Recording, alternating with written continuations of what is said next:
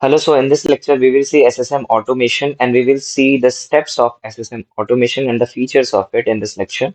It eases common maintenance and deployment tasks of EC2 instances and other AWS resources. For example, it restarts your instances, it automates the creation of an AMI and EBS snapshot. It automates runbooks or you can say documents. SSM documents of type automation defines actions performed on your instances or AWS resources, predefined runbooks in AWS or create custom runbooks. It can be triggered through manually using AWS Console, CLI, or SDK. It can be controlled or triggered by Amazon Event Bridge or on a schedule using maintenance windows or by AWS configuration for rules remediations. Here is the picture of its automation. So maintenance windows, SDK, console, event bridge, or config remediation. These all are 5 steps through which it can be triggered. Okay, and this is your SSM automation feature. It automates the documents and executes on EC2 instances or AWS resources such as EBS, AMI, or RDS. That's it for theory part. Let's see the hands-on now. Here I have one instance which is stopped. I have this instance ID here. I'll just copy this instance ID for the automation. So see, I have copied this. Now in SSM, just search SSM in your search box, Systems Manager, and in this, in the left panel in change management, you will see automation option. Just click on that and then wait until it opens.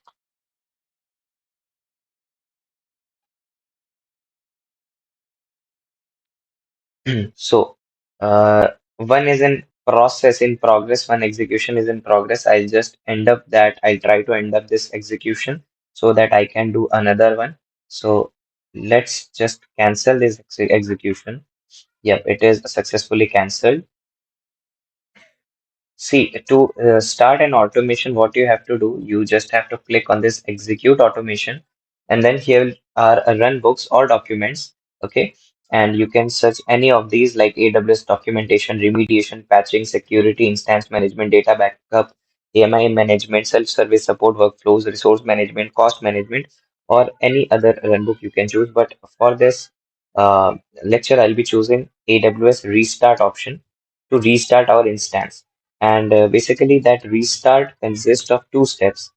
And that 2 step is to stop the instance and then to start the instance. Okay, so let's configure it now. Here it is execute automation. So just execute it. Click on that.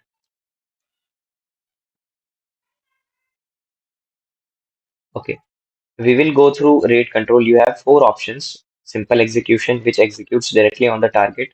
Rate control, it executes safely on multiple targets by defining concurrency and error thresholds. Multiple account or region, execute in multiple accounts and regions. And manual execution, it is basically step-by-step runbook mode. And here you have to select rate control.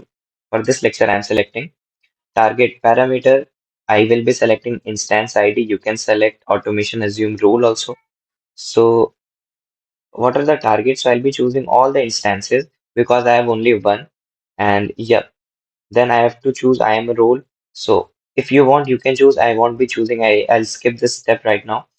Concurrency, you can choose any number of percentage of targets on which to execute the task at the same time. Error threshold basically stops the automation after a task fails on more than the specified number of targets. So here, one is the default setting, concurrency 1. So I'll be choosing that only.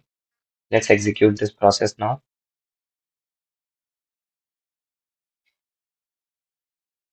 You can check our instance state is stopped here. And as I'll just start executing this thing,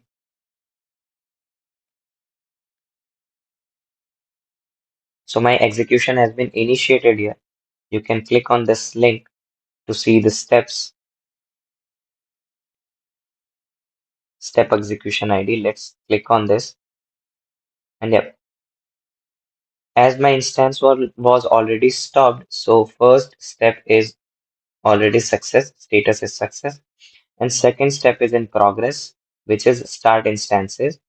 And yep, you can see when I refresh it, it is in either pending state or running state. So yep, it is in running state. So my execution has been done perfectly. So this is it for today's lecture. Let's meet in our next lecture. Thank you.